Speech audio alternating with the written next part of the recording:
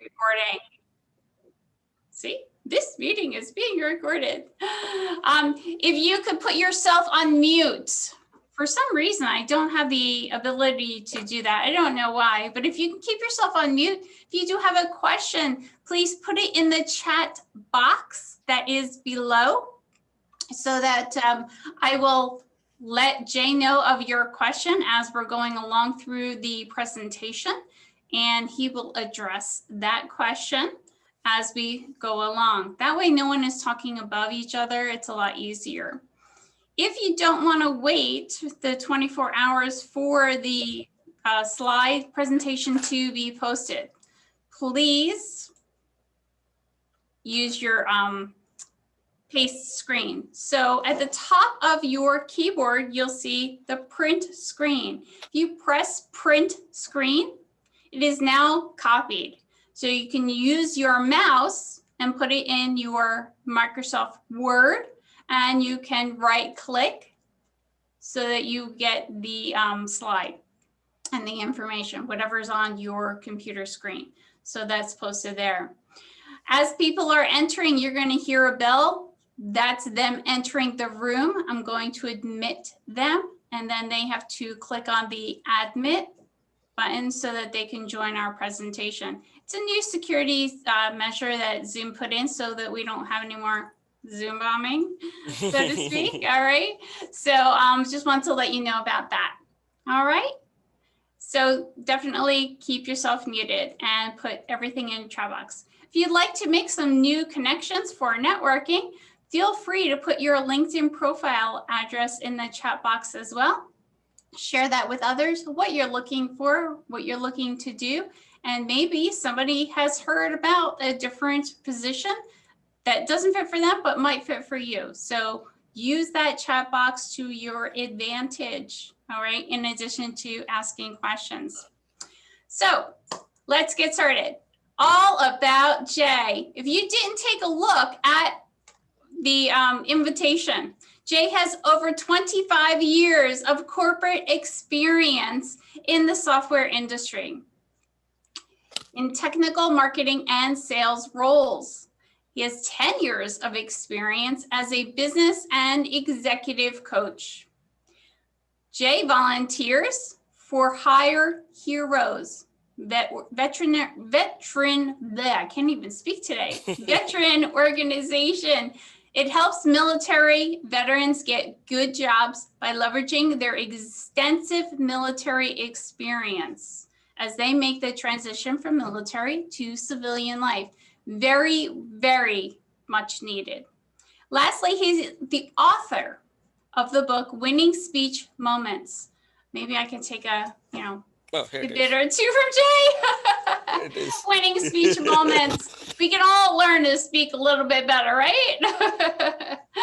I'm going to turn it over to Jay. He has his first slide that is posted on our computer screen. He has control. I've made him co-host. So I'm going to hand it over to Jay. Thank you so much for joining us. Thank you, Christine. I really appreciate you inviting me to give this talk. I know all the hard work you put into setting this event up. So thanks a lot for all your help. And I want to thank all the people who took time to join in this call. And I had sent an invitation out to, as Christine mentioned, I volunteer for Hire Heroes. And so if there are any veterans who have joined us, thank you for joining. And most important, thank you for your service. So the title of this talk is How to Get a Good High-Paying Job Today. And the reason I titled this is going to be based on my coaching experience. I coach people, also my personal experience. I also give talks and I write about this topic. So I do know a little bit about this, but one thing I want to make it clear, these are just my ideas. I don't want to come across saying I have all the answers. I don't. There are just so many advice that's out there and you probably know most of them. Think of this as getting a different perspective. This is a perspective from one person, because when you're looking for a job or trying to change career, you get like overwhelmed with everything that's out there.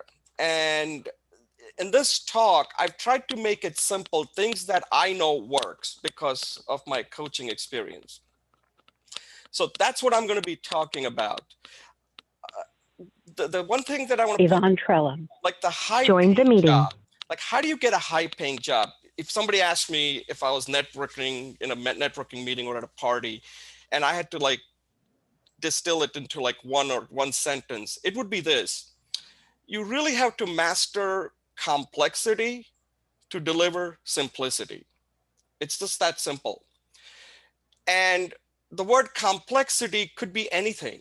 It could be working with people and getting something done. That's pretty complex, right? Because human beings are very complex people, right? It could be, if you're in marketing, taking data and creating compelling stories. That's pretty complex. Or it could be using methodology like Agile to develop software or any kind of project. So think about a job that you have done, identify the complexity in what you have done. And then when you are crafting your resume and talking to a recruiter, talking to a manager, and talking to a key decision maker, that's the key thing that you need to bring out. Complexity and how you're going to deliver simplicity. Because that's what, when you work for a company, their customers are looking for simplicity. They don't want to know what you do behind the scenes that delivers that simplicity. So like, for example, like when we all use Google, it's pretty simple, right? That search bar is very simple. But behind the scene, there's a lot of complexity there. Like, how does Google get all that information in such a short amount of time? Very few people even know how that works. But that's what Google does, and that's what Google does, and that's how they make a lot of money. So just keep that in mind. Mastering complexity to deliver simplicity. Now, one thing I want to point out right below my name is this. This is my tagline, and this is going to come back throughout this talk. So I just want you to pay attention to this. This is my tagline. This is how I would introduce myself. Said, okay, I'm Jay Oza. I guide people thrive on high stakes stage. Okay. That's my tagline. That's what I deliver. That's the simplicity that I deliver. The complexity is what I put below that. I'm a writer, I'm a speaker, I'm an executive coach. You really don't care about the titles, whether I'm an executive coach or a writer or a speaker, okay? You care about this. How can I make you thrive on a high stakes stage? In this case, it would be as you are looking for a job. That's a high stakes stage. Either you're going to get a job or you're not going to get a job, and you want to succeed, right? So this to me is like a conversation ender. Like, it makes me feel good. Like, oh, I'm an executive coach. Oh, I'm a writer, speaker. But this extends the conversation right here. When I say that I guide people thrive on high stakes stage, you want to know more about it. So keep that in mind, that you need a tagline. Whenever you're meeting people, they need to know right up front, that bold statement. What exactly do you really do? What exactly do you deliver? That's what they want to know. So find out what you do. And this is something you're going to have to practice. It's not going to be like, oh, I keep revising this. I keep refining this all the time. Okay. And I'll go more into it in the next couple of slides. So I'm just going to leave this right now. Here's how you can contact me. My email is right there. And as Christine mentioned, I wrote a book right here, Winning Speech Moments. And this is about speaking. And the reason I titled it Winning Speech Moments is that in any given speech, there has to be that winning speech moment that people will remember, because nobody ever remembers a speech that somebody gives. So like, if I asked you, name what is the winning speech moment in that famous Martin Luther King speech that he gave in Washington, D.C. in front of Lincoln Memorial, and everybody will cite, I have a dream. That was the winning speech moment. So in any speech or any conversation, you need to find out what is that winning speech moment that you're creating in a conversation or a speech. So the focus of my talk is going to be more on the communication side. So I just want to make it clear, because that's what I think I'm an expert in, on communication. So the rest of the talk is going to be around how do you get your message out? How do you communicate that? Because at the end, that's what's going to be required, because they're not going to ask you to do the work. You're going to have to communicate that you are indeed the one that they're looking for. So I'm going to start off right with this one slide. So this is something I came across. This is a woman. Her name is Madhavi Gandhi. And this was on LinkedIn. Just I saw it 2 days ago. So I thought it'd be better to begin this presentation right up front, what somebody's out there doing to get job leads. And as you see, if you can read it, she writes at the top, I lost my job at EY. EY is Ernst & Young. That's a big company. They do consulting, and also they're like an accounting firm, auditing firm, right? So she looks like it's on the consulting side because her title is management consultant. And she's just saying, I lost my job. And this is something you can all relate to what she's going through. Unfortunately, she also contracted COVID, which is like spreading like wildfire right now. So she's having a tough time. And one of the things that she puts in here is what she's going through, this whole process of getting a job. She's like contacting recruiters, hiring managers. She's not hearing from them. You can all relate to that. So, but then she talks about her experience. And in her case, she needs a job soon. Otherwise, she's going to get kicked out of the country. She said 60 days. I actually did send her a message. And the thing that I want to point out is, look at how many comments she got. Look how many people are trying to help her out. That's like, this is like when I captured it yesterday. She's got like almost 2,000 and close to 2,667 comments where people are going out of their way trying to help her. So when I sent her a message saying, hey, Madhavi, can you please give me an update? I'm going to be mentioning you in this talk that I'm giving Monmouth County Workforce Development Zoom talk. And she said, look, I've been interviewing. I got a lot more that I have to go through. And I haven't gotten an offer yet, but the process is going on. She's getting interviews and she's sending out resumes to people. So she's got a lot of good job leads. So I just want to make this clear that this is how one person is getting connected with people who want to help her using LinkedIn. And I'm pretty sure everybody on the call knows what LinkedIn is. That's the place to go to. And right now, you got to do whatever you can to get a job. And these are all weak ties, right? She doesn't know any of these people. I don't even know Madhavi. I just contacted her from LinkedIn and she replied. So reach out to people, and the rest of it, I'll show you how you do it rather than just like, hey, I'm looking for a job. That might scare people. In his case, because of her story, people are taking time out to help her. So I just wanted to kind of show you that right now, these are the kind of techniques that I know are working, okay? Jay, I think that is a really important point because she's using LinkedIn and she's telling people that she's unemployed, but at the same time, she is pulling on your emotional heartstrings. She's telling a story about her experiences, not that she's just laid off, not that she's unemployed looking for a job, but why and how and what she's been doing and the obstacles and mountains that are in front of her. That is making people engage and it's making people want to help her, not just I'm out of work and I'm looking for a job. So when you are putting anything online, I think it's really important to use those emotional connections and the storytelling to help somebody identify your particular shoes and situation so that they want to help you. Yeah, that's a great point, Christine. And that's exactly right. You want to have a story that people can connect to. And that's what she's doing here. And you can see the proof is right there. She has like close to 2,667 comments. All right. Let's get to the meat of this presentation. This is like the high level slide that everything will go into details of this.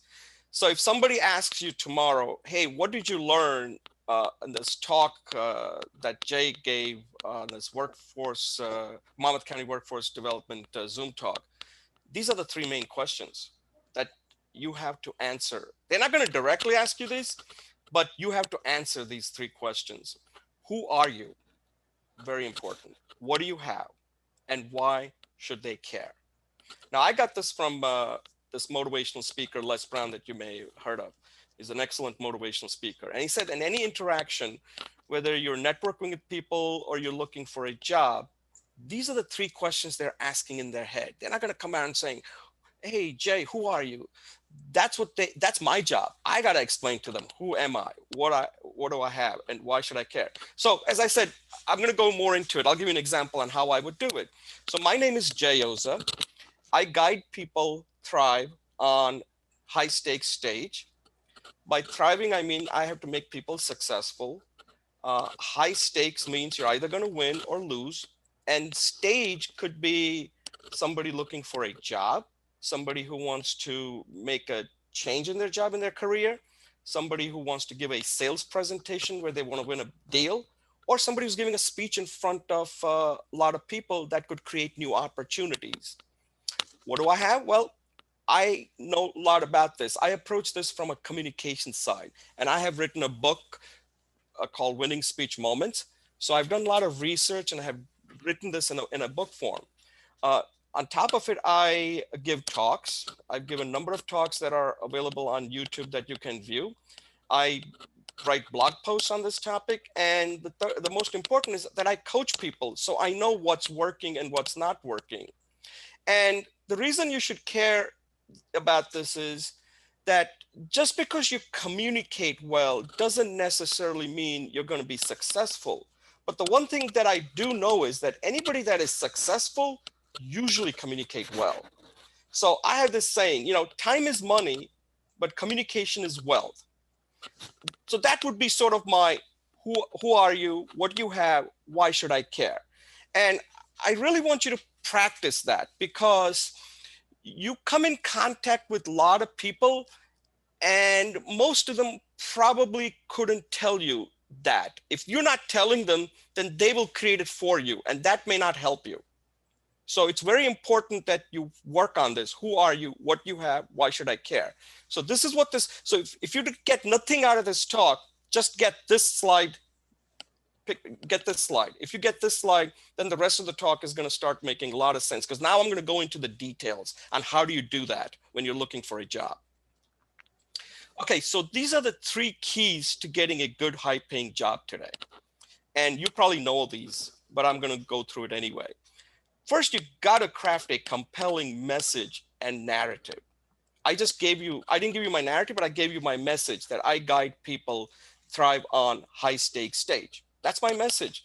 And then I will have a narrative to support that message, which I will go into when I get into this in more detail. I'll give you my narrative. Just like Christine mentioned, how Madhavi gives her narrative on her difficulties in getting the job. That's a kind of narrative. So narrative is something that supports the message. They don't want to hear about your life story. It's a narrative that supports your message. The second is, so that's who are you? The second one is you have to show your relevant skills and also how you use those skills to solve business problems. Okay, so that's very important. You've got to show how you use your skills to solve business problems. That's why companies are interested in hiring you. They need to have people who can solve business problems so they can make money. But that doesn't take care of everything. That's like 1/3, 1/3. There's the other third. You have to create a package so that you're not making the employers or anybody you're talking to think too hard on who you are, what you have, and why should they care. So that packaging is very important. And by that, I mean that you got to be consistent right from the time you are crafting your resume till the time you get a job offer. You got to be packaged well so that the people don't have to think too hard. They automatically get it, that you are the one that they're looking for that can help them make money. And if you do this, you will show up, you will stand out, and you will secure an offer. And I have seen this happen. I just recently had a client. He is now negotiating his offer. And it was a lengthy process. So one thing I'll tell you right now is that getting a job right now is taking much longer. That's what I'm seeing out there. Nobody's like making a snap decision, especially a job that pays well. And that's because there are a lot of people out there, and they may also be short-staffed.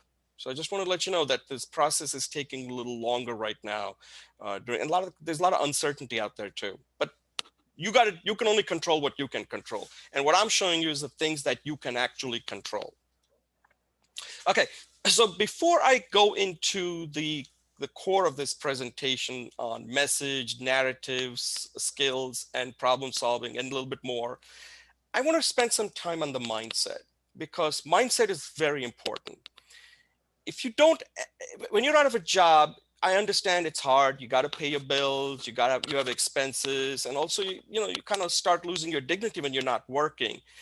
But you really need to put that out aside and get that right mindset. Like, you got to have that right mindset. Otherwise, it's going to be difficult to really resonate that you are the one that can really come in and solve problems and help the company out. Companies don't care what you're going through, because they only care about what they're going through, which is that right now they need customers, they need to make money. So it's very important to think about the mindset when you are looking for a job, that you got the right mindset. And the mindset is like looking for a job to career to purpose. Now, I want to make it very clear, as I mentioned, that when you don't have a job, yes, it's hard. It's very hard because, bills just keep on accumulating, and you want to do something that you love. You want to be doing things that gives you meaning in life. So I completely understand that. But one of the things that I've noticed is that when people think about a job, they they put themselves on defense.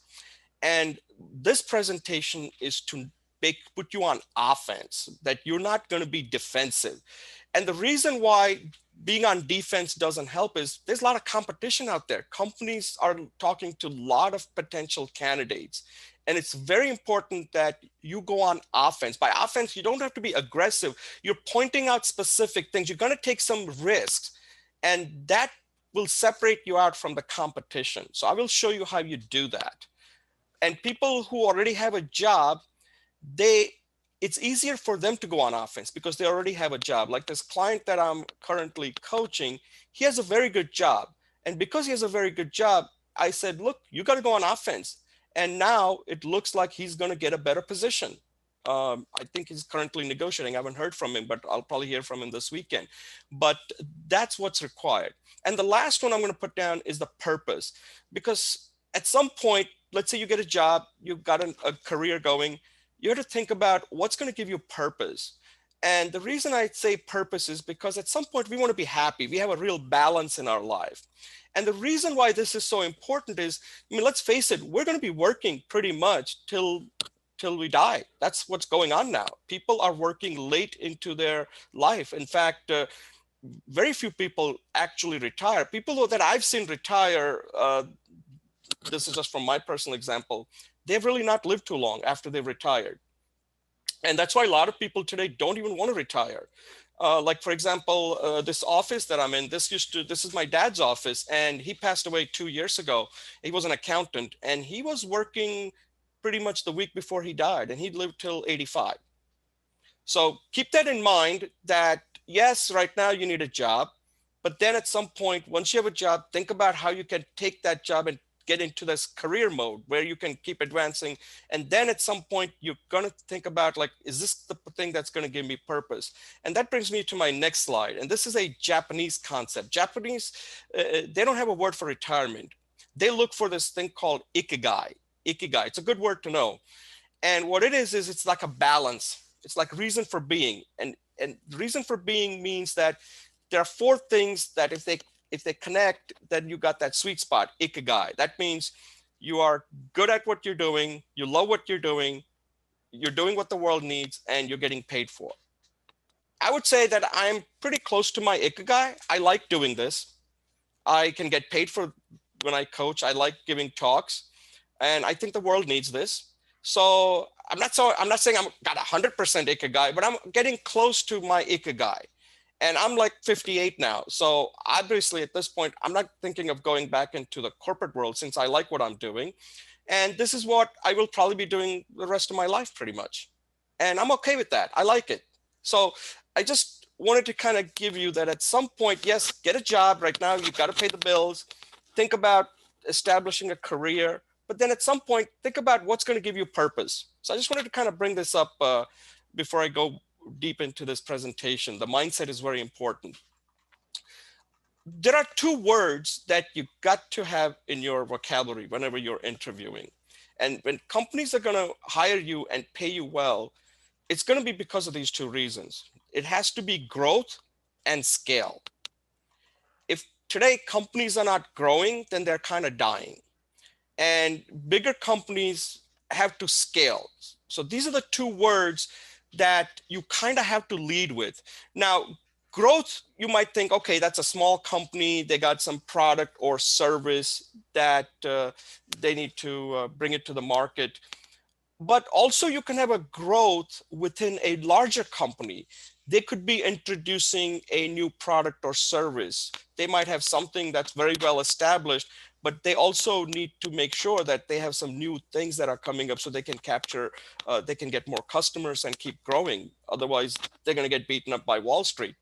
So think of that growth means they're taking something that's new and making it big. And then once it's big, scaling, you're going to make it bigger. So when you are looking at companies, find out what their growth story is and how you can be part of that growth or scale story. Because if you do that, then you're going to resonate. That's what they want to hear. So I took this slide and I said, okay, let's just say if I'm looking for a job, how would Wall Street value me if I was a stock? Okay, so this is more from a Wall Street mindset, okay? And I said, look, if I was just, because one of the questions I get asked, I see all the time is people say, well, you know, they're not hiring somebody who's experienced. They might say there's a lot of age discrimination, all kinds of stuff out there. And you can kind of wallow in that too much, but I just wanted you to take a different perspective on this. Let's say you're just leading with only your experience. Then I kind of view that as a past performer. Nothing wrong with that. At past, you were great, but the world is moving on, right?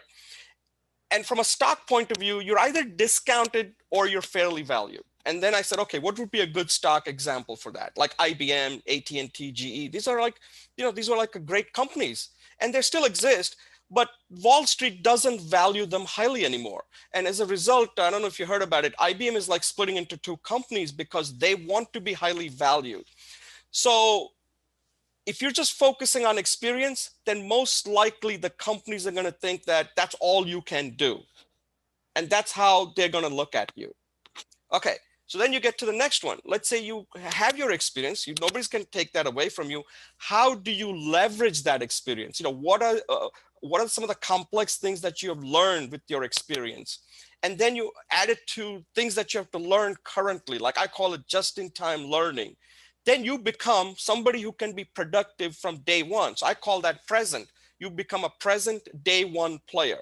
You can come in and make impact right from day one. And that means that you're going to be either fairly valued to highly valued. And the companies that would be a good example of that are companies like Apple, Amazon, and Microsoft, okay? And then you get to the third category. You got your experience, you're learning things quickly, and you also have a growth outlook. Then you become a future growth agent. And now you're going to be highly valued to ridiculously valued. And then you could be then a good example from a Wall Street perspective are companies like Snowflake, Tesla, Zoom. I mean, you look at their valuation like, no way. But that's how Wall Street views it. And if that's how Wall Street is viewing it, I thought it'd be a good idea to kind of show you that if you were a stock, how would you be valued? Because when you go for an interview, when you're looking for a job, that's the message that you want to convey.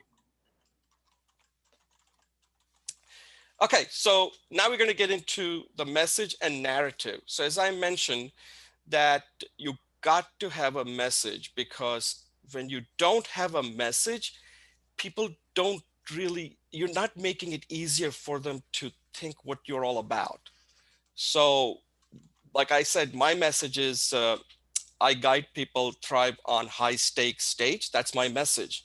And that message will allow me to have a good conversation. They may want to ask me like, what do you mean by that? Can you go into in more detail? And that could lead to a potential opportunity. So you need a message and then a narrative. So at this point, I'm going to give you my narrative. So you might be wondering, what is a good narrative? A narrative should have some sort of an arc to it, right? So my narrative is the following. Right after I got my first job, maybe month, 2-3 months into a job, my manager comes to me and said, Jay, you're going to be giving the next engineering update to the leadership team. And I said, wow, how tough can that be? I just basically go and find out what everybody's working on and what the status is. And then when my name is called, I'll just present it. So I wrote everything down, and the day of the meeting, my name gets called. Jay is going to be giving you the engineering update. And as soon as my name got called, nothing was coming out of my mouth. I completely blanked out. I remember that. I had no idea what was going on. I wrote it and I couldn't even, all I had to do was read it. And even then I couldn't even do it. Luckily, my colleague, Chris, who was sitting next to me, slowly reached over and grabbed the paper, and he delivered the engineering update flawlessly. And because he could communicate, he was on a fast track for promotion, and I remained a techie. And I remained a techie for the next 7 years. And then one day when I was at Bell Labs, I attended a Toastmasters meeting. And that's when I realized, like, wow, these people, they're really doing something about their communication leadership skills. So I joined Toastmasters and took it seriously. And I developed confidence such that I said, well, I don't need to be a programmer anymore.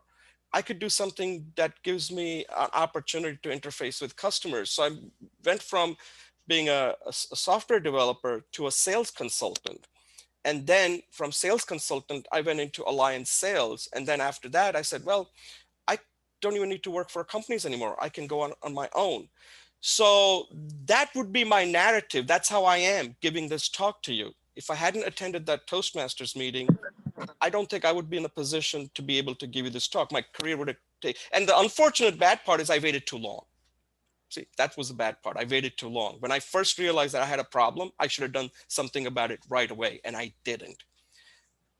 So like, let's say now I'm just giving you a hypothetical example. Let's say you've been working in the area of customer experience, since customer experience is extremely important for companies in order for them to do well, to be profitable.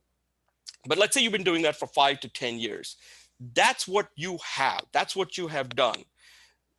Nobody can take that away from you. You have your experience, you got your education, you have insight into this providing excellent customer experience. You may have received awards for the excellent customer experience you provide. That's your experience, okay?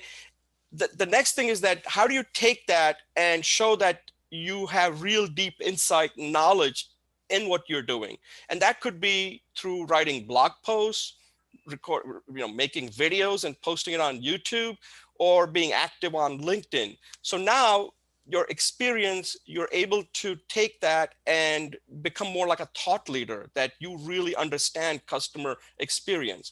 And at some point, let's say now you're looking for a job. Now you got to condense all of that into like a one-page resume, right? Because nobody knows what you've done for 10 years. The burden is on you to take all that and condense it into that one-page resume. That one-page resume really, and I'll go into it a little bit more detail, but I'll mention it here, should look more like a sales letter, because you're trying to sell your expertise and how much value you can add to them.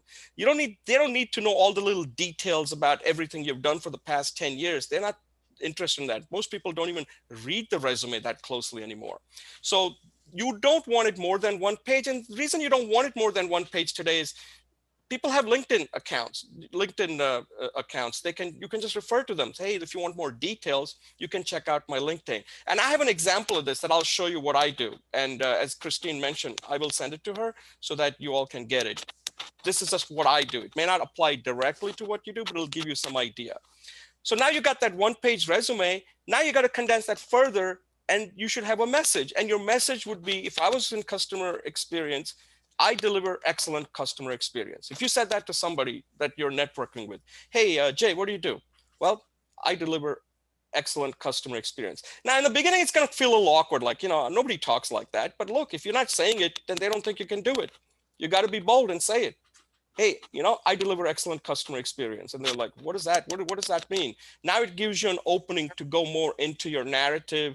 And at that point, as Christine mentioned, that's how Madhavi was resonating with all the people who were looking at her LinkedIn message.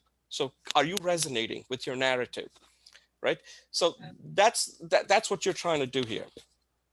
Jay, I think that's very important that you have 4 things on your screen right now, and your resume is one of the 4.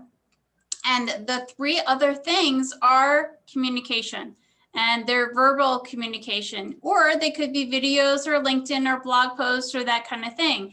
So to rely on the perfect resume is not necessarily what you want to spend your effort and time doing, but the other three are equally or more important in this day and age.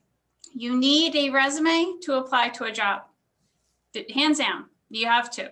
However, all the three things that are also up there are more important than a resume. So you should really be spending time doing those things as opposed to concentrating just on a resume in this day and age. Yeah, and let me add further to what Christine just said, that today, let's say if I was in a position to hire somebody, if all I got was resume, I probably would not hire that person. And nothing against that, whether the person is good or not. I need to see what else that person has done. Like if I was going to hire somebody for customer experience, yeah, the resume is fine, but I need to see whether the person has even written about it in the blog post, whether the person has recorded video. So you need some kind of a trail that you not only can do it, but you're actually demonstrating it. And it's very important to produce content. And one of the things I'm finding that people are spending too much time on their resume, but they don't produce any kind of content. So they're hoping that this resume magically will get people excited and will call them, and hopefully that will lead to a job. That might have been the case in the past. I'm not sure that is an approach that I would recommend. I don't know how many people in other counties are unemployed. We know that we're in New Jersey, 1.2, 1.4 million people are unemployed. In Monmouth County, right now, we have over 97,000 people unemployed. So a resume and counting on it is not necessarily where you want to be. Demonstrating your SME, your subject matter expertise, talking about it, knowing your value proposition, all the things that Jay has talked about are way more important than perfecting and spending time on a resume, just so you know. Right, and another idea, Christine, just so for people who are on this call, you can all have I guess you all have a Zoom account. And in this case, luckily I have, I'm lucky that I'm I have the opportunity to present to a lot of people who are on this call, but I really don't need anybody on the call. I can just create this presentation, and this is a little fancy, but it doesn't have to be fancy. It could be just simple presentation, and you can just record it. You can hit the record and then just make that available. So that's available to you. Anybody can do that. You don't need to be a genius. There's nothing that's holding you back from putting together a few slides and just say, hey, I'm so-and-so, and I want to talk about, here's what I'm going to be presenting. And suddenly you're a subject matter expert, exactly what Christine suggested. So there are a lot of different ways to do it. The question is, you have to do it.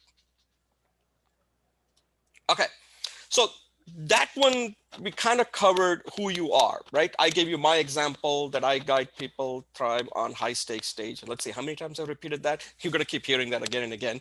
And in the other example I showed you, if you were an expert on customer experience, then you got to say it, I deliver excellent customer experience. So I was giving a talk, I think maybe more than a year ago, and there was a woman who was sitting in the front. I think she was mid-career. And she said, oh, Jay, this is so difficult. Like, how do I come up with my message? And I said, well, I forgot her name, but I said, well, is that at work, has anybody ever complimented you on anything that you have done? And immediately her face lit up like, yes, they tell me that I make their problems disappear. And I said, like, wow, that's a great message. She was in the human resources field.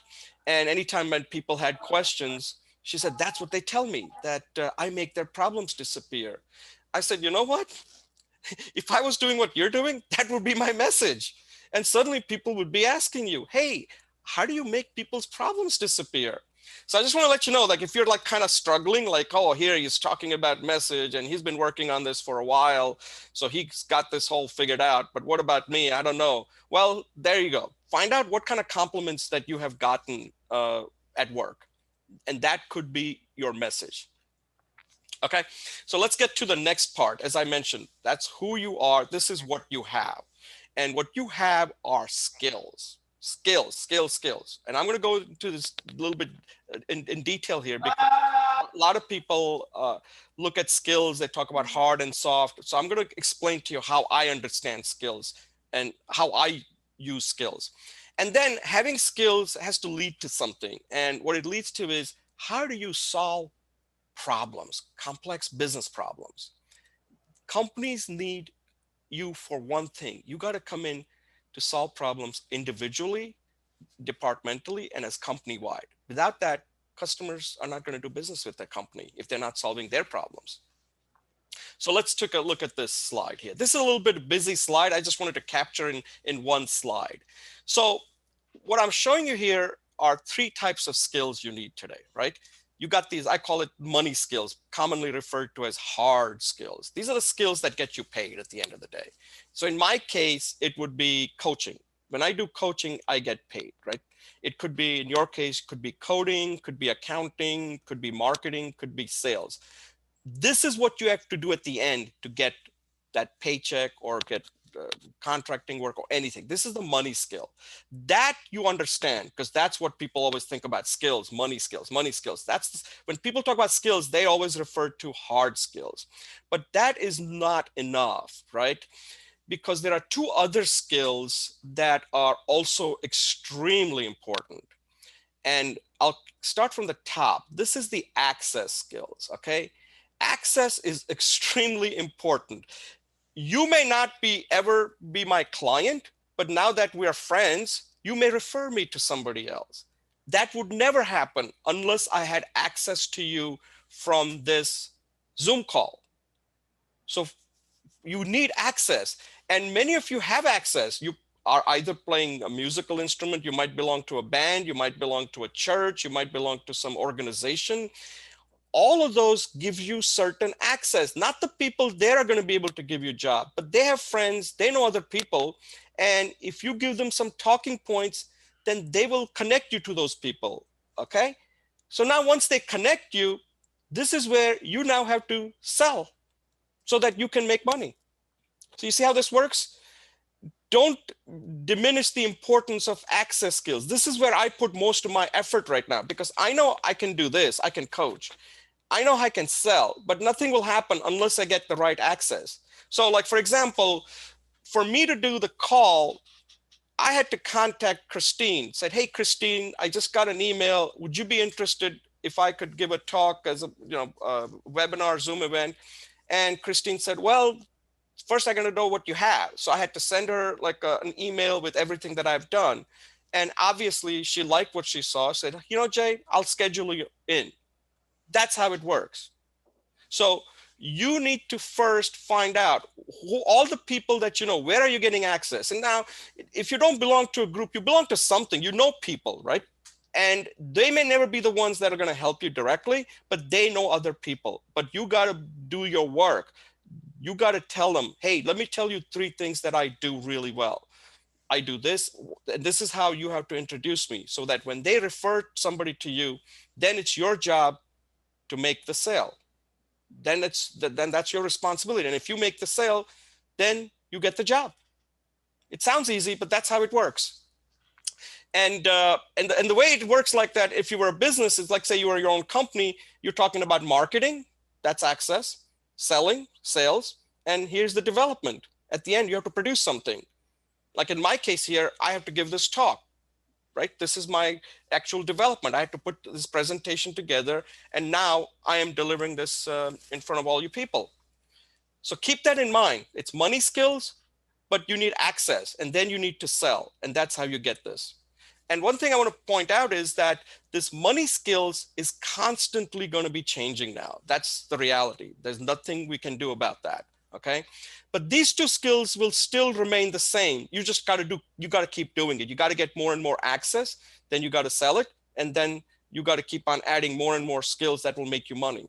And this is a quote that I took out from this article by Tom Friedman, where this CEO from this company, Infosys, is saying that the half-life of skills is steadily shrinking. And you all know that, right? And like right now, even though I do coaching, I have to constantly learn new things. Otherwise, I don't add any value to my clients. So I'm constantly in the learn mode all the time. I spend almost like probably 4 hours a day just learning something new. That's a reality.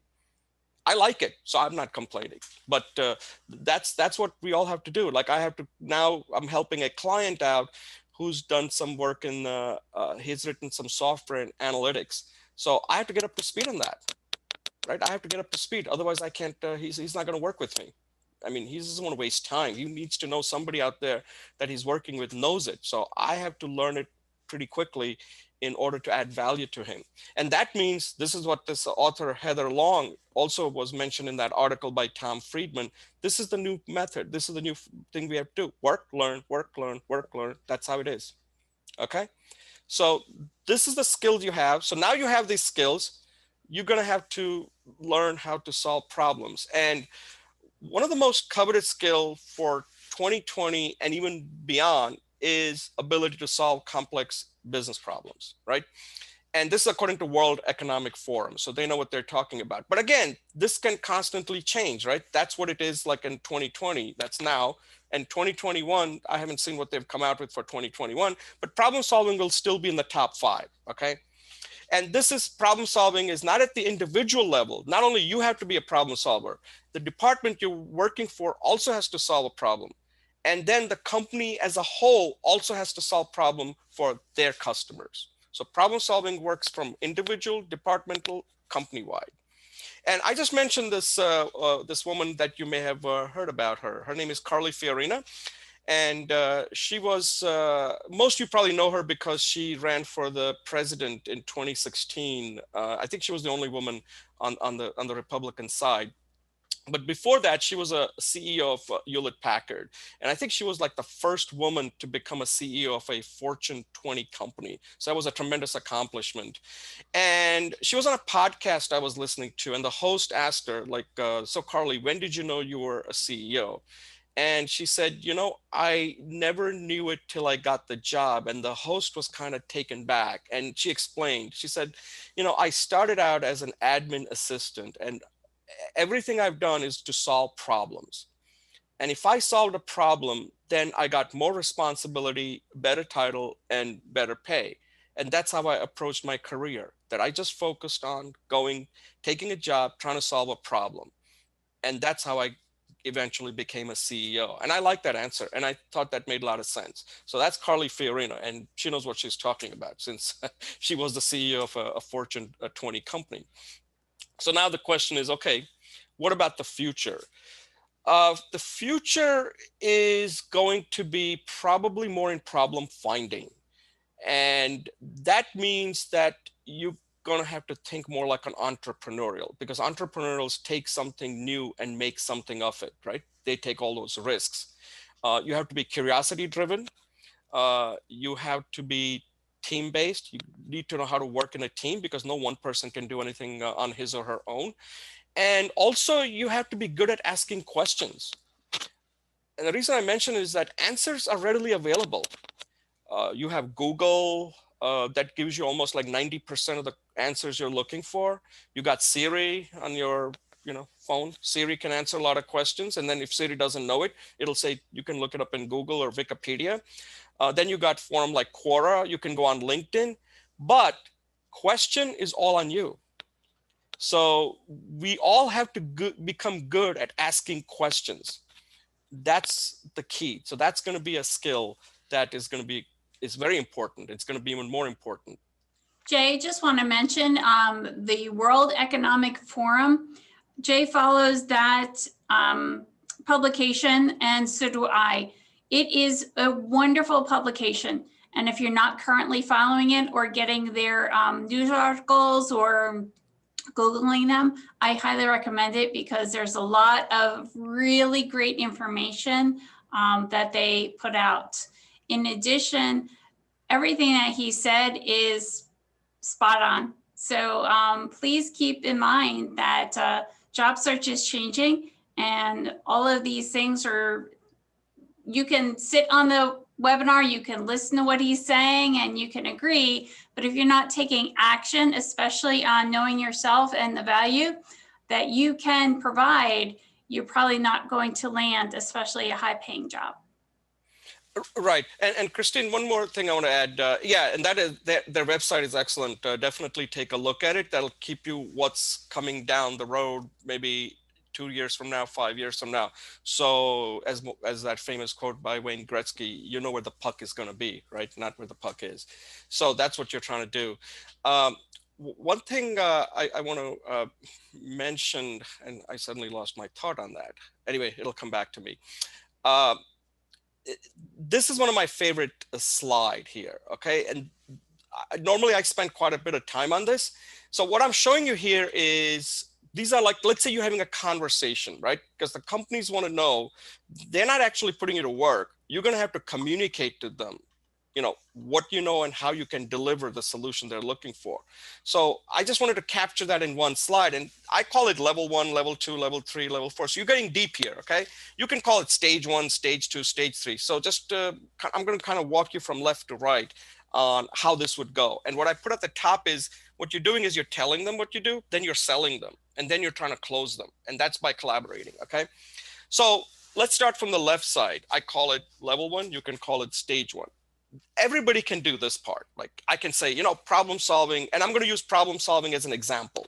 So let's say you're in an interview and your manager really wants to know, hey, I see that you put down in your resume that you're very good at solving business problems. Can you speak to that? Well, there you go. You got that question. It's in your court now. You got to nail it, because if you nail this, you're going to get the job. So you can just start by saying that, yes, as you know, that problem solving is critical for company success. You got to be able to solve problem individually, departmentally, and organizationally, right? That's stage 1, but you got to go much deeper than that. That's true. You can't stop there. Then you get right into the methodology. Well, let me tell you. Join the meeting. Let me tell you, here's how I go about solving problems. And this methodology that I call it 4S, this is not my methodology. I took it from a book called Cracked It. So you don't need to come up with everything on your own. You can steal things from here and there and integrate it, right? And what I'm showing you here is the way I go about solving problems is that first you got to define the problem. That's like the step 1. But then you got to go deeper and find out what the root cause of the problem is. And once you get to the root cause, now you're in a position to come up with solutions. But it doesn't end there, because let's face it, unless you're a CEO, we are not going to be making the decision. You're going to have to take it up the flagpole. So you got to know how to sell the solution. Otherwise, nothing is going to go beyond that. I mean, you all worked in companies, you know, everybody in the company always knows the problem. They know the root cause of it, and they even have the solutions. But guess what they don't have? They don't have that last skill. How do I sell it to somebody above me? And then above that person, above that person? How do I do it? That skill is lacking. So unless you can do that, that problem is never going to get in front of the right people, and there will never be any kind of solution. And you're just going to be talking during lunch or at a bar, like, oh, I figured everything out. They wouldn't listen to me. You got to know how to sell the solution. One of the pitfalls in problem solution is that sometimes you need to reframe the problem. Like, for example, somebody can come to me and say, you know, the reason I'm not getting a job is because of my age. Well, is that really the problem? Maybe you need to reframe it. Maybe I'm not presenting the right value that would get them excited about how I can help them make money. So sometimes you got to reframe the problem. The problem you think may not be the real problem. So try to reframe it. That's a common pitfall. We don't try to reframe the problem. We just go with it and assume that is the problem, and we start coming up with solution. And that's another problem. We try to jump to solutions quickly. You can't do that until you have the problem well defined, you got the root cause, and now you can come up with the solution. So you're kind of walking them through this discussion, and then you can come up with some simple example that is not business related. In my case, I would use when I had a problem with my chimney that was separating from the house, and that became a project. I thought, like, if I hired one contractor, they could fix it. As it turned out, it was much more complicated than that. So I would give that example. I'm not going to bore you with exactly what happened, but my wife was happy. She was my boss there, and I'm still living with her. So everything worked out.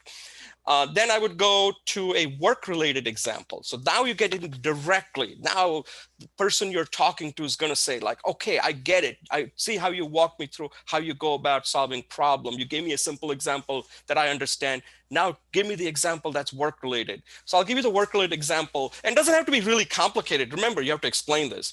So the work-related example that I will give you is when I was working at Bell Labs, I was on a team that was highly dysfunctional. Everybody was like technical, headstrong. They all thought they knew the right way to come up with different kinds of solution. And it got to the point where I just had it. I was going to quit. So I said, well, before I quit, let's try something. So I said, why don't we do this? On Friday, one person takes the lead and makes a reservation at an ethnic, so we had a lot of different diversity. It was a diverse team at an ethnic restaurant, and we'll just go all together, have a lunch away from the work setting and just have lunch together. And believe it or not, that fixed it. It sounds simple, but that fixed the problem. And the reason it fixed it is because once you took people away from the work and everybody suddenly, because everybody took turns, right? Like I'm Indian, so I made a reservation at an Indian restaurant and I would be able to explain to them different types of food and all that. So suddenly I was not like, there was no like a hierarchy. Suddenly the hierarchy changed, right? When we took them out of the work setting. So we went from being a dysfunctional team to becoming a highly functional team, such that one of the team lead on the team, his name was Dave, he had a fractional ownership of a plane. So every time we met a milestone, he would take us out for a ride. And that's how I got to see the New York City skyline on a plane. I found out that they had to be below certain altitude because the commercial planes fly. And I remember at that time, the Twin Towers were there. And when we were approaching them, I thought like we were going to go right between the two. And we turned around from the George Washington Bridge and then came back to Marlborough. That's where the airport we took off from. And then the second time when we met the milestone, he took us to Atlantic City. There was an airport, I don't know if you remember, right where Trump Plaza used to be. And we went to that airport, we walked over to Trump Plaza, did some gambling, played craps or something. And then we went to the White House, Delhi, had sub, and then came back to the Marlborough airport. So it just kind of gives you an idea like how we went from where everybody was hating each other. And suddenly we're like on a plane, we're trusting our life to our team lead who had this fractional ownership of a flight. So that's a kind of like a work-related example that people can relate to. You may have your own. Then you get to this stage 6 or level 6 where you now are in a discovery mode. Look, I've given you enough, but what do you think? How do you solve problems where you are? And the person will probably say, yeah, at this point, you're trying to figure out, did anything resonate here? And if not, what would they do differently? And then the last step is, so let's talk about the problem you are currently experiencing. How do we go about solving that problem? So you see what you did? You started from making a bold statement and you ended by collaborating with them. So now think about it. At this point, you're not interviewing. You know what you're doing? You're actually doing your job. And that means that if you get to that point and you can do it in a way that makes sense, you're going to get the job. Because there are so many skills that you're demonstrating just by doing this. And if you can do this, you are going to be in a good position to get the job. You're actually demonstrating your analytical thinking, because analytical thinking, not only how you take something and analyze something, but also how you're communicating, how you're collaborating. Analytical thinking encapsulates a lot of different skills into one. So when you get this presentation, take this and change from problem solving to something that you are really good at, that you think that company needs. It could be customer experience. It could be relationship building. And you've got to be able to walk them through that bold statement to the point where you're collaborating with them during the interview. Okay. So now we took care of who you are, what you have, and now we're going to focus on like, why should I care? But you still have to package it. And packaging is very important. This is something that a lot of people don't focus on. By packaging, there's got to be that consistency, but you don't want the other person to think too hard. Because when they're thinking too hard, they don't make decisions. So you really need to think about the packaging. There's the packaging right from the beginning till you get the offer. Are you well packaged? Now, I'll give you a trivial example, okay? So don't think I'm cheap here, but it's a pretty trivial example. So one day I was watching a basketball game and my wife tells me, Jay, I want you to get tomatoes.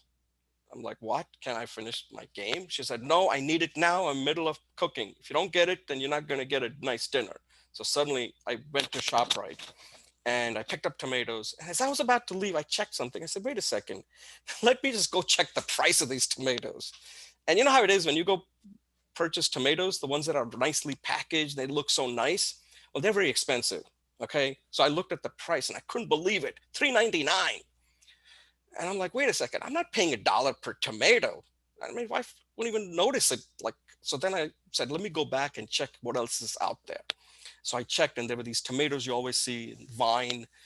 You know, they're not like packaged. You have to kind of take them and put it in those plastic bags that I can never open, you know.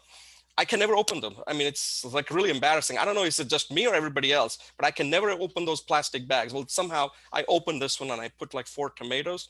I brought it home and my wife didn't care. Okay. But what I noticed from that experience is that I was ready to buy these tomatoes that were very well packaged. And that's when it occurred to me that packaging works. So you have to be packaged yourself so that you're not making the other person think too hard. Jay, I want to point out that as you're going through this presentation, you have given us a lot of stories from your own experiences that we can totally identify with in our everyday lives to make it easier to relate to you and understand all the points that you are making. And if you can take your experiences and your skills and knowledge and package them into different stories, you can relay the same information about yourself and where you're coming from and where you're going to a potential client, potential employer, and then they can identify, and it will be so much easier to say, yeah, they fit and they're a great match for this job and let's hire that person. So it's really important to come up with a few stories to have that is saying all of those things that Jay's pointing out so that you can become more marketable. Yeah, and Christine, let me add more to what you just said, and thank you very much. I think that it's good that you just chimed in on that. So there was an article that just came out from Harvard Business Review, and I highly recommend it. If you don't have it, let me know. I can send it to you. And what they found is that there are 2 types of leadership style, right? There's that powerful leadership style, and then there's that attractive leadership style. You need to blend it properly. So I didn't even notice it, but thanks for pointing it out. That just, I wasn't planning to cover this, but since you pointed this out, I could have just easily just gone right through this presentation that would have made me look really powerful. That might work with few people, but you need to know how to blend it. And what Christine said is absolutely right. You have the content, but if you don't have the story, then it may not resonate. Because stories make it much easier for people to understand what you're saying. And from a leadership standpoint, that's called, because remember, when they're hiring you, they're not hiring you to do the work. They're hiring you to see whether you are a leader. I mean, you want somebody you can trust. So you're trying to demonstrate your leadership style when you are interviewing. So if you can blend being powerful and being attractive at the same time, that makes you a good leader. That's what all good leaders try to become. Some can't do it. They just want to be powerful. Some try to be just attractive. You need both. So keep that in mind, what Christine just said, that you can be very good at knowing your stuff. You can be highly competent, right? But you also need to be able to be relatable. People have to be able to relate to you because remember, they're going to be working with you. And just recently, this person that I'm coaching, I said, you're going to have to ask your boss, what are things that you're doing well and what are things that you can do better. And she said something very interesting. And again, it was her perspective. She said that, you could be a little bit more informal.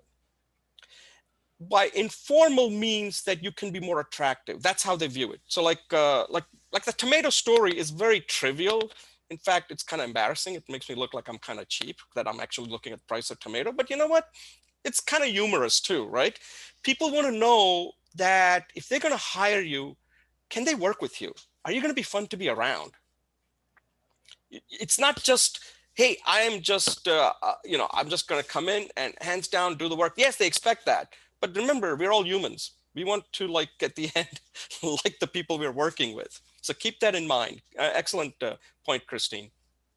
Okay, so these are the moments of hiring truth, right? I call it, I copied this from a marketing concept. They have like 0 moment, first moment, second moment, and the ultimate moment. So if you ever look in the marketing, I think Procter & Gamble and Google came up with this. I think Procter & Gamble came up with the first moment and the second moment. It's like when you first see a product, that's the first moment. And then when you first use it at home, that becomes the second moment. And then Google came up with something called 0 moment, like because of the internet. So I kind of copied that and I said, okay, the 0 moment when you're looking for a job is when you do your resume. And as I call it, I like to think of it as a 1-page sales letter.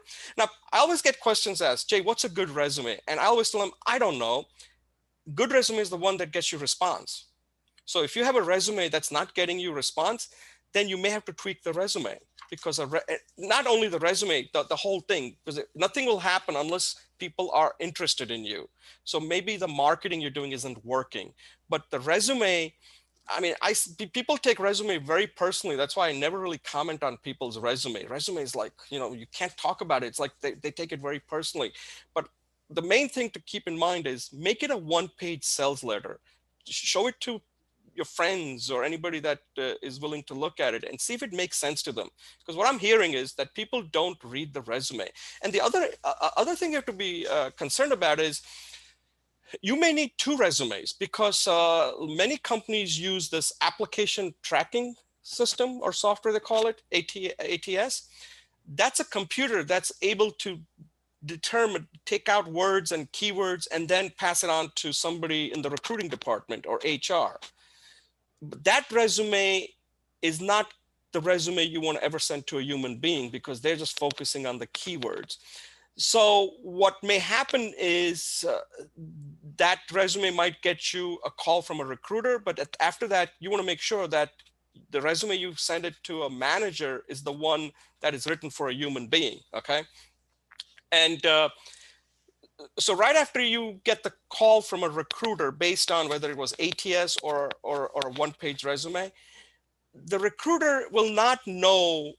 The purpose of a recruiter is one thing, is to get you to talk to a manager. Keep that in mind. I just had a client and she said, Jay, I asked her so many questions about the job and she didn't seem to know any. She said she was going to get back to me. I said, no, you weren't really supposed to ask her about the job.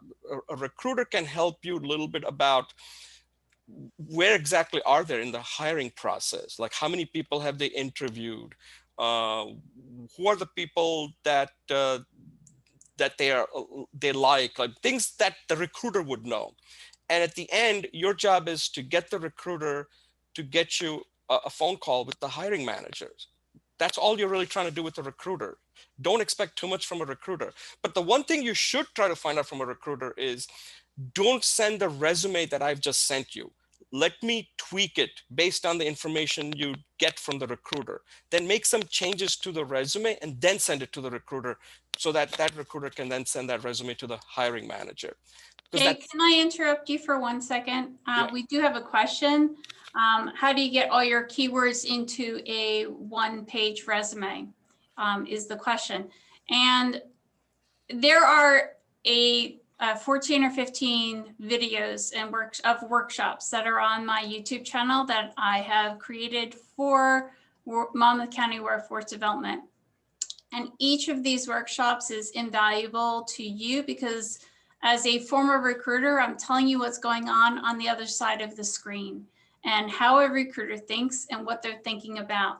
So not only is the information that Jay is pointing out to you invaluable and mentioned in my videos, but how to set up your resume and what to include for current 2020 standards is on the workshops.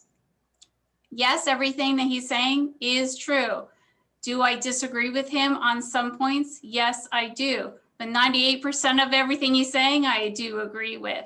So I encourage you to listen to what Jay is saying as far as stuffing your resume with keywords for an ATS versus a recruiter versus a hiring manager, that kind of thing. I also encourage you to go to other sources, see what they have to say, go to the workshops that are recorded, view them and see what they have to say, and come up with your own. Unfortunately, it depends. There's no one right or wrong way to approach your resume, which is another reason why I said don't spend too much time on it, because you'll just stress yourself out. Right. But it is important just to point out that you want to be at least talking to the recruiter. So the question was, what kind of keywords do you want to?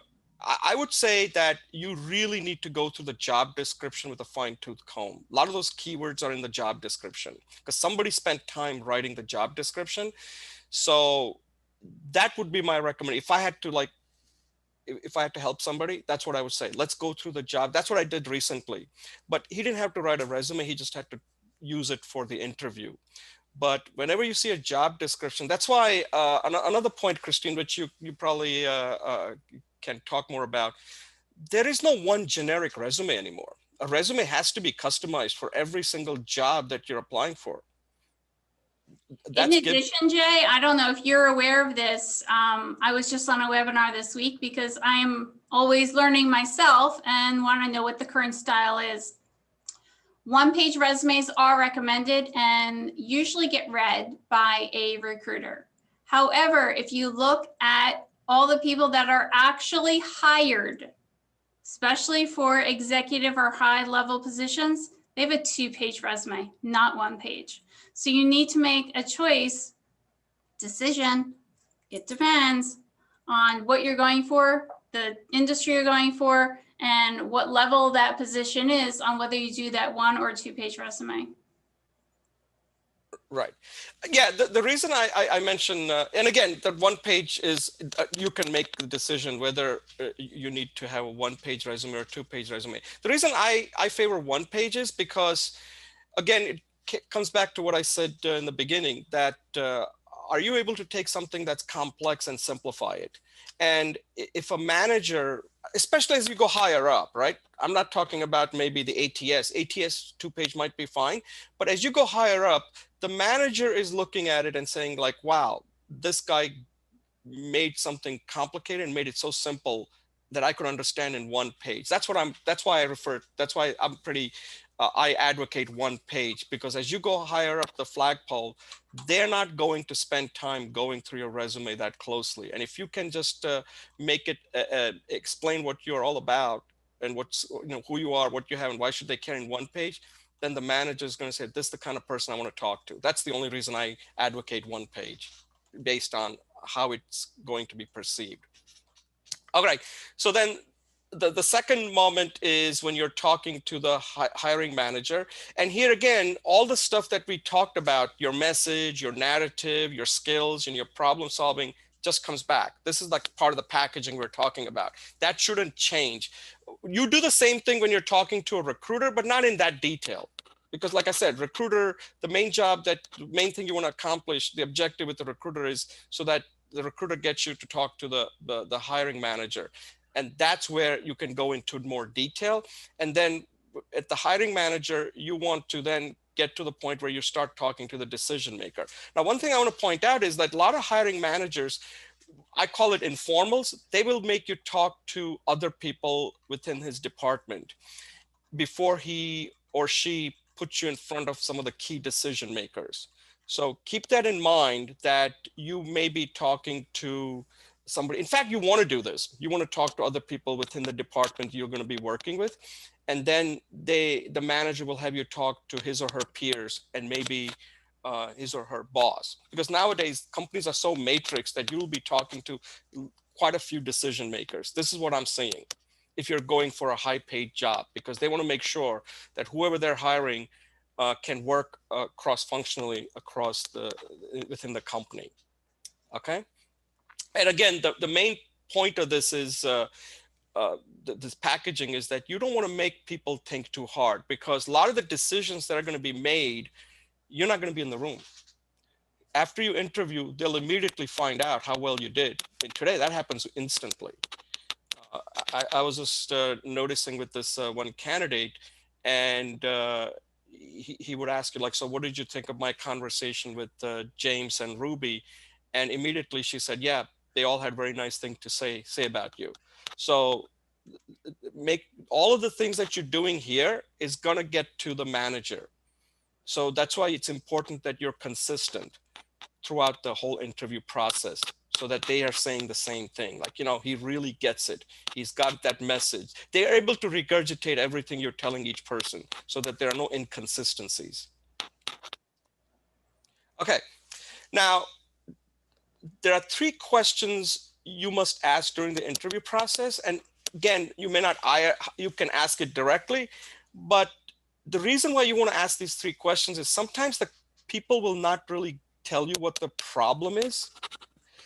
So if they're hiring you, they have to tell you what the problem is. And this is things that you need to know, because at some point you have to summarize yourself at the end when you're done with the interview. And the reason why you want to be direct on this is because when companies hiring, it's a strategic position, right? Because you're a full-time employee, it's a strategic position. They're either going to win or lose by hiring you. They're making an investment, just like you're making an investment in your career by joining the company.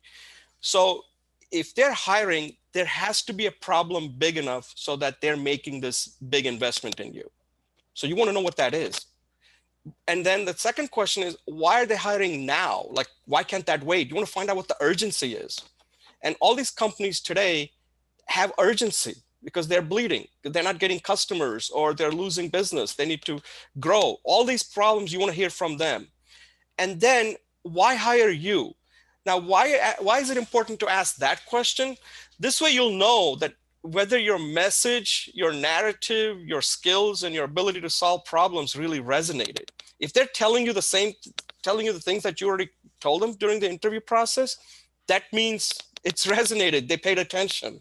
So it's important to know. I know it kind of sounds kind of dumb, like, hey, why hire me? But you need to ask sometimes a simple question to get the answer back, so you know how well you're doing during the process. Afterwards, it's too late. So these are things that you got to do it dynamically, so you can make the changes if it's possible. So this comes down to this important question that I always ask. When I do mock interviews, I always ask this question. So tell me about yourself. Now, most people completely blow this question. They're not asking you to tell about yourself. Yes, they are. But what they're really asking you is, tell me about yourself so I know that you can help me make my life easier and help the company make money. That's what they're really asking you. Okay? And I really have problems that so many people don't understand what that whole question is all about. But you do now. You're going to lead with your message. I deliver excellent customer experience. Okay? And then you'll provide your narrative. And remember, you're not going to spend too much time, so you got to really practice this, because this is a question that you have to be prepared to answer. Not only answer, to nail. Because if you nail this question, the rest of the interview is going to go a lot smoother. Okay? And then you're going to describe your skills and ability to solve complex business problem. In this case, has to do with customer experience. And after you do that, then you can say, well, I'm looking forward to discuss this in more detail and learn how you provide customer experience. Very smooth. You look like a person that really belongs there, that you got what it takes to do the job. And this question ruins, like, some of the biggest politicians. They cannot answer this question, right? Like, why do you want this job? That's what they're really asking, right? Why do you want this job? And you've got to nail this. This is the question that we all have to know this, any job. You know, when they're asking you about yourself, they're not really asking about who you are it's related to the job. That's what they're asking you. So go through this and practice this. I think it's very important. I think it's important too, Jay, that you practice with a friend so that they can listen to what you're saying and tell you if you're on the right track or it's too wordy, or just like Martin Luther King's speech, I have a dream. Did you nail it, or did you get lost because you're giving them all this fluff and they really don't know anything about you? It's always good to practice with a friend or a spouse or a sibling or whatever to get that feedback so you can perfect it. Exactly. And if you don't have a friend who is going to, you can just like record it using like Zoom or a phone, I mean a smartphone, and just hit record, and then just review it yourself. You can review it yourself. Okay, this sounds good. You're going to be the harshest judge, by the way. Okay, that's what I found. Whenever somebody records it and they ask me to evaluate it, I always ask them like, so what did you like and what you didn't like? And you'll be surprised that a lot of the things that they didn't like, I didn't say anything wrong with it. So be careful. You're going to be a real harsh, the harsh judge.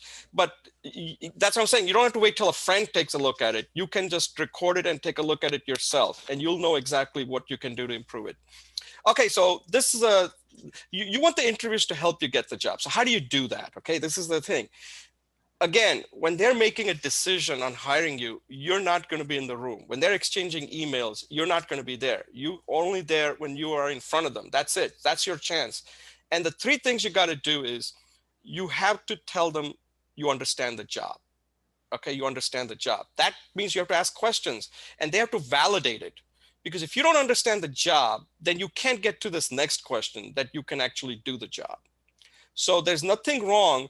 And this first question seems like it's easy, like just because there's a job description out there that that you can just take that and understand it. The job description will give you some idea, but the person needs to be able to articulate it. And another thing is that if they cannot articulate what their problem is, then you have to get worried, like, what exactly is the problem? Like, how do you understand the job if they can't explain it to you? So you're also interviewing them too. Don't let this be one way. Don't be afraid like, oh, well, if I ask too many questions, then they'll think. You got to say, listen, I just want to make sure that I really understand this job and you can help me, and let them validate it. Like, is this what this job is? Like, I just had a person where they're having a difficulty with sales, and they're trying to create this position that's acting as like a liaison between sales and marketing. Now, none of these words were ever used in the job description. We had to figure it out. So don't just assume that just because somebody wrote a job description, they really understand the job. You have to understand the job, and they got to be able to explain that to you. And you got to validate it, because once you do that, oh, I now get it, because then you will know what skills come to play and your problem solving skills come to play, and saying, look, I can do this job because now I understand the job. Remember in that little example I gave you with problem solving, this is the problem. This is where you have to spend a lot of time. And then here's like the solution. But that doesn't end there. The third thing is also very important. Why do you want the job? Every job, you got to say, I'm excited to join this team. I'm excited to join this team. If you're not excited, then they might think you're not excited and they may not hire you. So you have to be direct here. The reason why you want the job. And you can say, look, I'm looking for growth. I can help you grow. But at the same time, I'm looking for personal growth. I'm looking for professional growth, and I'm looking for financial growth. Nothing wrong with that. Okay. So make sure that these three things you think about as you're going through this job, when you have an interview, that you really nail these three things. The first one is the main one, understand the job, and then see how your skills and your ability to solve problems can actually do the job. And then just let them know, since I know I can do the job, I really want this job, I can make a difference.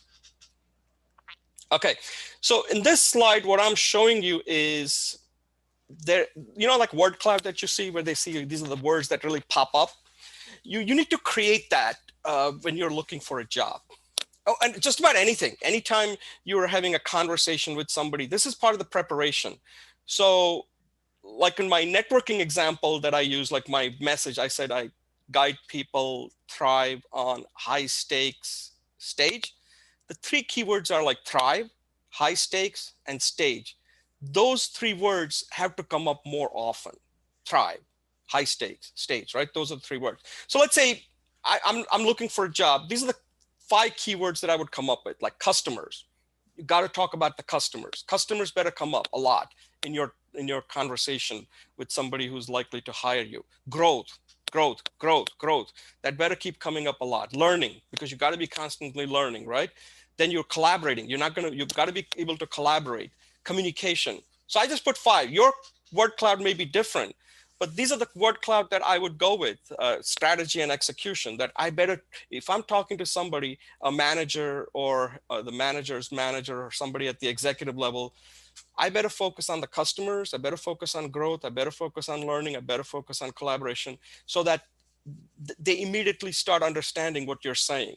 So I'll give you an example. So as I was coaching this person, we took this key phrase from the job description, and the key phrase was sales effectiveness. So everything had to do with sales effectiveness. So when he was talking to the head of sales, he led with that this is how I'm going to enable sales effectiveness, right? And I said that the 3 keywords that we picked out were growth, collaboration, and learning, right? Because the company has to grow. Everybody has to grow. So this one is given. In your talk, you're going to have all these words are going to be probably in yours anyway, unless you got something unique that you're going to replace it with. But don't go with more than 5, then it gets too many. In fact, better yet, just go with 3. Pick 3 that you want to go with so that you can be focused. 5 may be too many. So here we just picked 3: growth, collaboration, and learning. And I said, make sure you keep using the word growth, make sure you keep using the word collaboration, and make sure that you keep using the word learning. How you form the sentences, that's up to you. You've gotten this far, so you know how to craft sentences. So then during the call with the head of sales, he said something about that he's going to help them generate, speed to revenue. And suddenly the head of sales stopped him. He said, can you talk more about that, speed to revenue? So he did. And again, the supporting words still remain the same, but the only thing that changed was instead of using the key phrase sales effectiveness, he just changed it to speed to revenue. Now, this is getting very micro, but this is very important, because when you're in front of a head of sales and you're interviewing, you got to be able to be prepared going into that conversation, but then you got to be able to make some tweaks here and there. So it's like an 80-20. 80% you can prepare for. The 20% you have to practice so that you can change it on a fly. So this is a very good example on what can happen to you as you're interviewing. And you got to be prepared for this, that if you're prepared, then you're going to do really well in the interview. Because one of the things I keep hearing from people, and this always amazes me, like I hear from military veterans. I mean, these are guys who are like in Afghanistan and Iraq and stuff, but they are like really scared when it comes to interviews. They haven't done it because in military, I don't think you go through these rigorous interviews you go through in the corporate world. And I'm like, wait a second. You're like in Afghanistan dealing with this hostile enemy, and you're afraid of some guy in a, like me interviewing you. Like, come on. And they said, like, yeah, I don't know, like, they're afraid of getting rejected. So, but the only way to deal with that is to be well prepared. Okay. Okay, this is my favorite slide. So it's a little hokey, but anyway, it makes the point. So this kind of summarizes everything. So this poker game, right, called Texas Hold'em, right? So I created this, my career poker game, and I call it the Texas Show'em.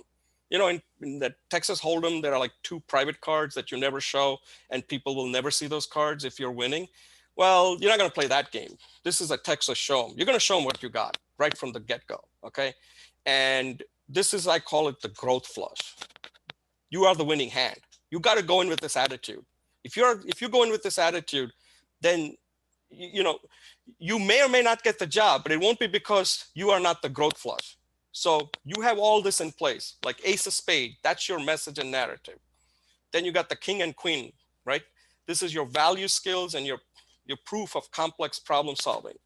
Then this third thing, why should they care? Well, because you understand the job, you can do the job, and you want the job. And then you're going to add in some more, you got some additional stuff, and all. Then lastly, you're fun to be around. So keep this in mind, because when they hire you, they want to be certain that you are the person who's going to be the rainmaker. You're going to make things happen for them. You're the difference maker. So if you have this growth flush, then you're going to go in with confidence. And confidence is sometimes the difference in getting a job and not getting a job. And if you have rehearsed and you have your message, you have your value skills, and you got the packaging done, you're going to be confident. Whether you get the job or not is something we can't control, but it's not because you were not confident. That's the only thing you really can control. whether you're confident and you can demonstrate to them that you know your stuff and you can do the job. They'll get to make the decision. And most likely, if you do this, you're going to end up with a job. Okay, here's what I want you to do. So I've covered a lot here, and I really thank you for staying this long. But I just wanted to get this out to you, like show them, right? I want to show everything I have, because this is what I would do if when I coach people. So I wanted to give you everything that I do. The only thing I can't do is anything that's very specific to your needs, because I have no way of knowing that. So one of the things I want you to work on is to make a short video. This is like if you wanted to get somebody wanted to talk to you more, how would you get them excited so that they want to talk to you?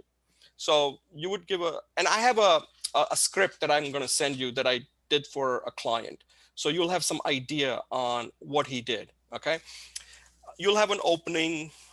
This would be your message and narrative. Then you'll have a middle where you talk about your skills and problems. Now, remember, this has got to be less than 3 minutes. In fact, it could be very short. So take a look at the script that I'll send you, and you can just tweak it as it applies to you and record it. But it's very important you do this.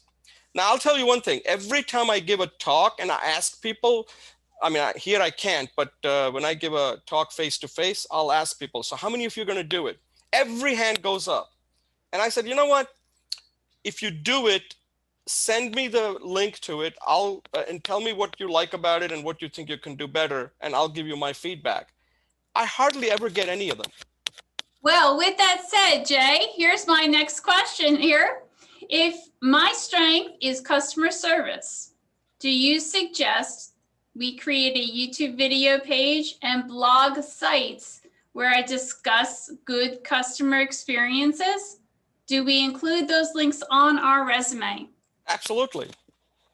All right, Absolutely. 2 questions. So include the links on the resume. You Yeah. said absolutely.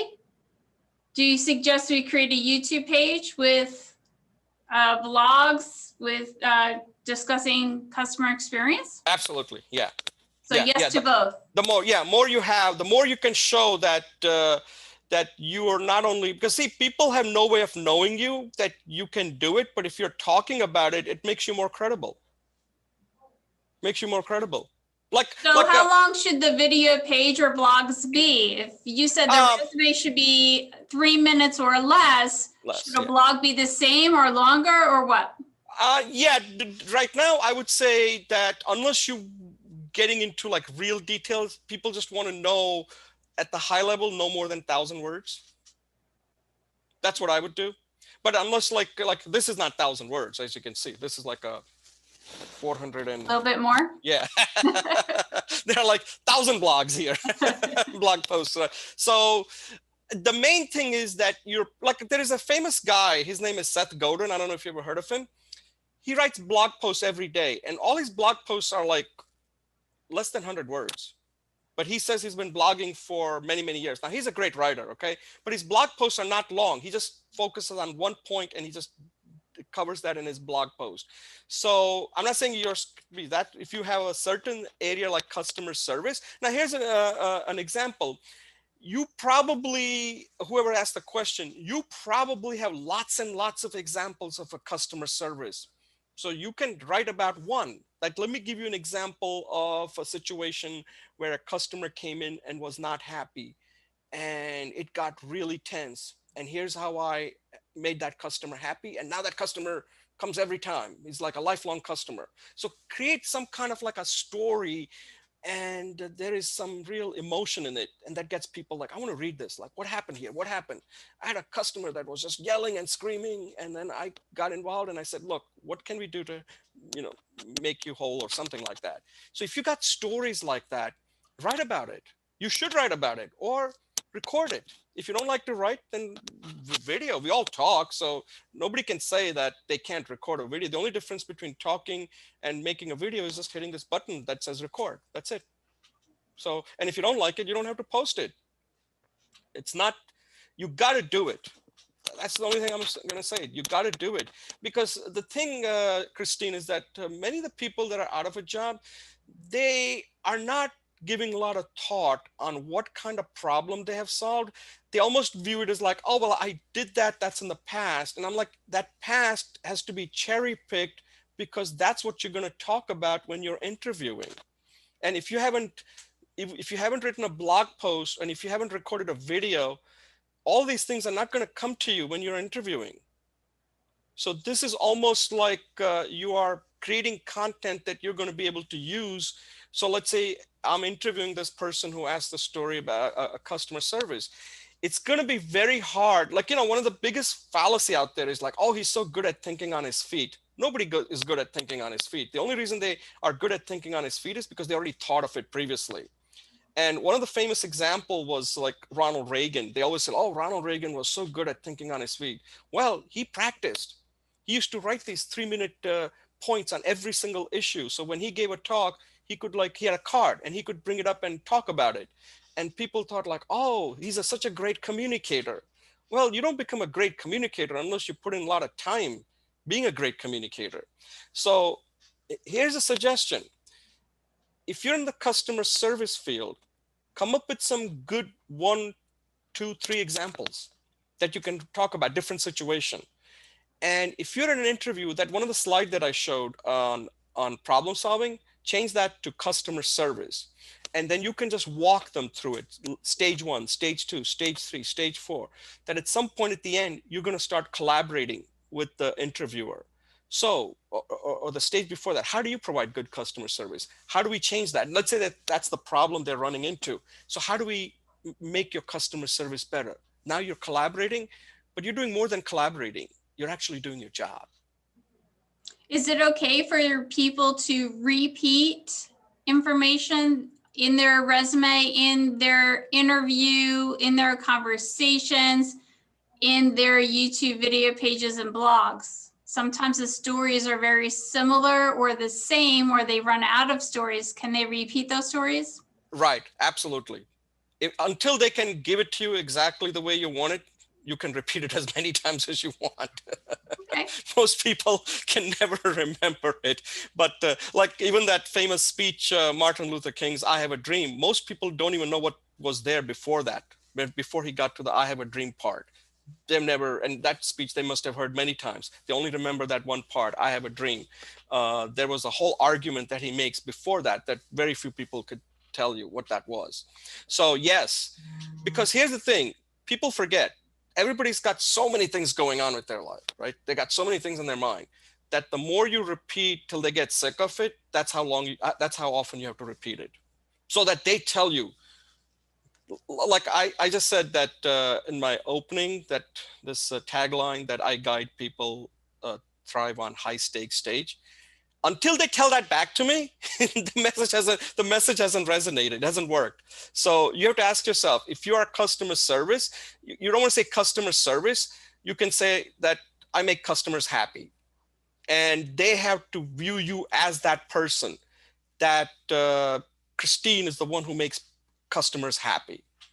Then when they repeat that to you, then it's working. So I'll give you a perfect example. So I was coaching a military veteran. He had an interview with Amazon.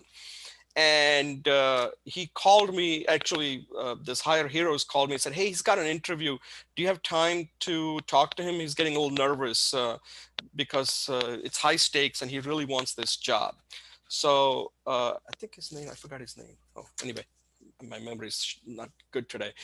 And he called me and I said, listen, I'm not going to make it difficult for you.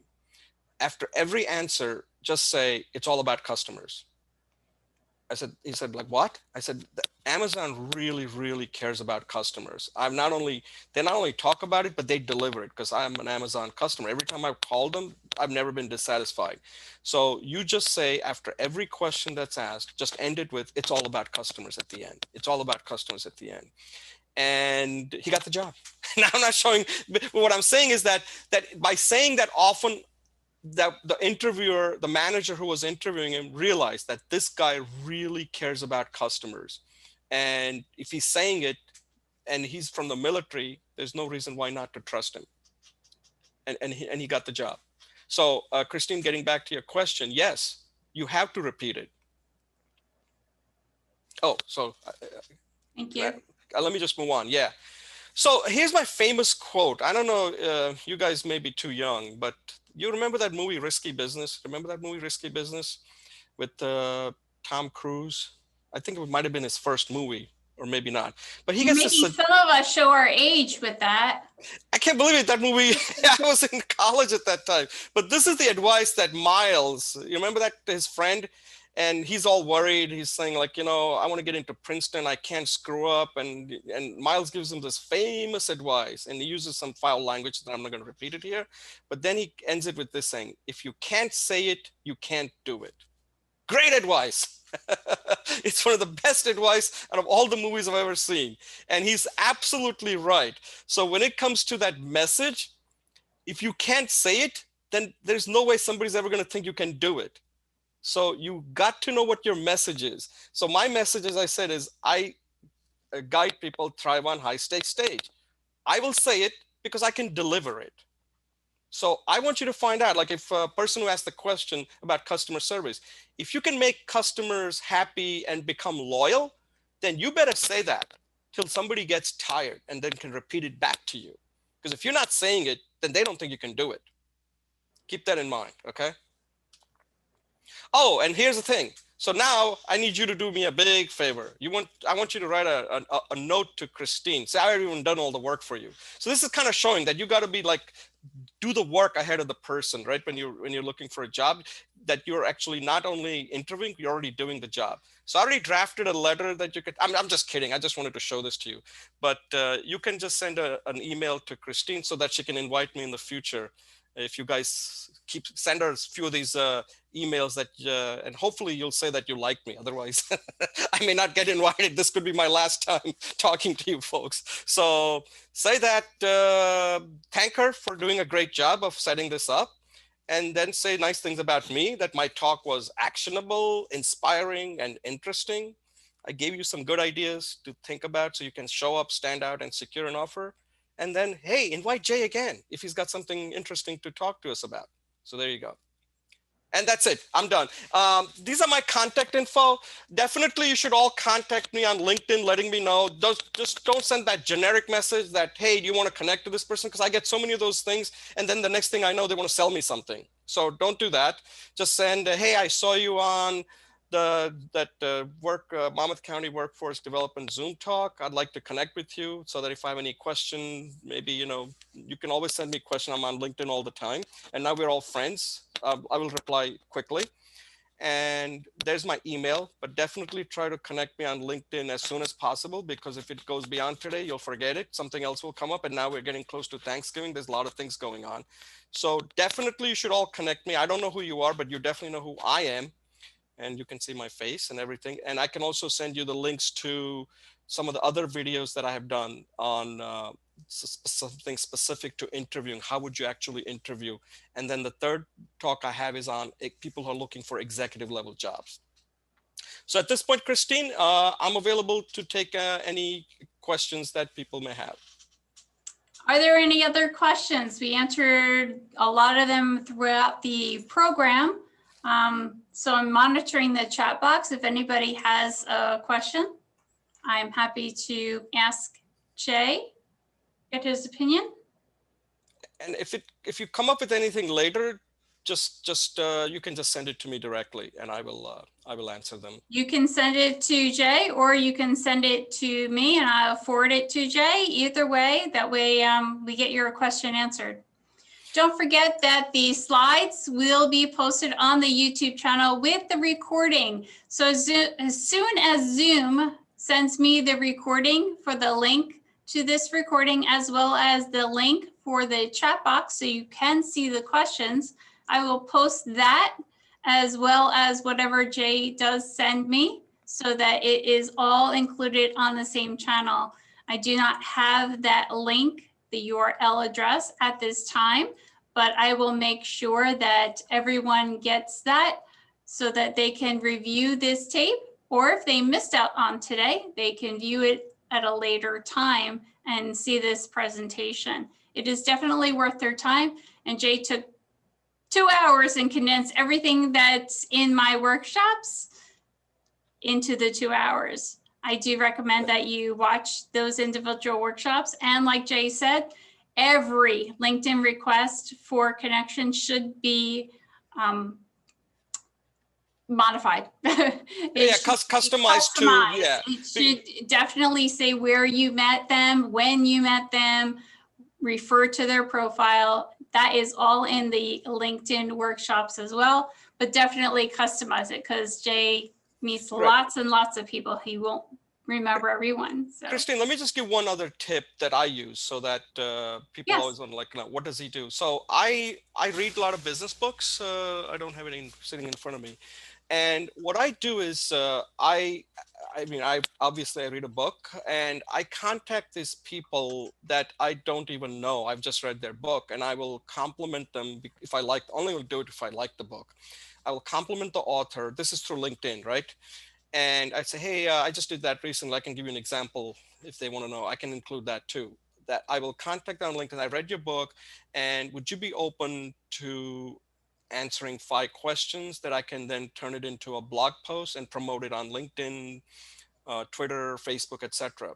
And I would say mostly more than 50%. I don't know the exact percentages, but it's more than 50% always say yes. So what that does now is that I have connected with somebody, but I've done more. Like rather than asking for anything, I'm actually doing them a favor, right? I'm actually promoting them. And people like to be promoted. So you don't have to say like, I have to contact them to get a job. This is like an incremental process.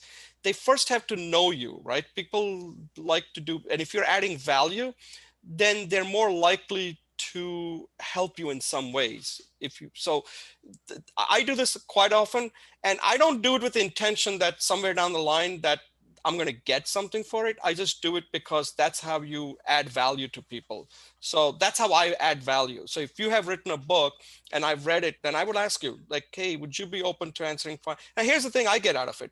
I don't have to write the answers, or you're writing the answers. So I get content. So I'm producing content, and I'll have a little introduction and I'll promote anything you have, like your website or your book or anything. But it allows me to make contact rather than this generic, like, hey, I'd like to connect with you. That's why I don't have that many connections, because I want to make sure that the connections I have are like really meaningful. So keep that in mind, that everybody would be open to it if you can show them how you can add value to them. And Christine, if you're done, I'd like to just summarize everything for people around. I want to thank them because I know I went much longer than I was supposed to like complete this in, but it was a good interactive session. And Christine, you did a fantastic job keeping this very conversational. So I want to really commend you for that. Thank you for joining us today and sharing your knowledge, Jay. I appreciate that. And I'm sure our job seekers appreciate it as well. Free information is always a good thing. So take advantage of always be learning, and anything that is free, definitely. Right. So keep this in mind just to close it out. Make sure you have a message, and then there's a narrative that supports that message. And then identify the key skills you have. And I kind of explained that there's this access skill is something we ignore. You have a lot of access, so take advantage of it. But in order to access, you have to then be able to sell it. Otherwise, and that's how you actually get to get a job and make money, right? And make sure that you can explain things properly, whether it's in relationship building, whether it's in problem solving or customer experience. You've got to be able to take people through multiple stages so that you're collaborating. And when you're collaborating, at that point, you're doing the job. And if you're doing the job, they might as well give it to you. So those are the, and remember, I know it's tough outside, tough right now. Everybody is having a difficulty. So I don't want you to get down on it. This is the right now, everybody's going through it. But there are things that you can do to change that. And that's what my talk was all about. Focus on what you control, not focus on what you cannot control. And I think if you do that, then I'm pretty sure you're likely to make a very good impression and hopefully land a job soon. And please understand, as I said earlier, in Monmouth County, there are 97,000 people unemployed. How many people are on this call right now? If you're one of them, you are light years ahead of the other 97,000 people. So kudos to you. I know it's down. It could be very depressing to be in job search. We've all been there before, but you have to give yourself some credit. You're here. So good for you. It's going to make you tougher. I mean, I'm on my own, but I have to constantly look for new clients. So you have to look for one job. I have to be constantly looking for a job. So I'm in the same boat.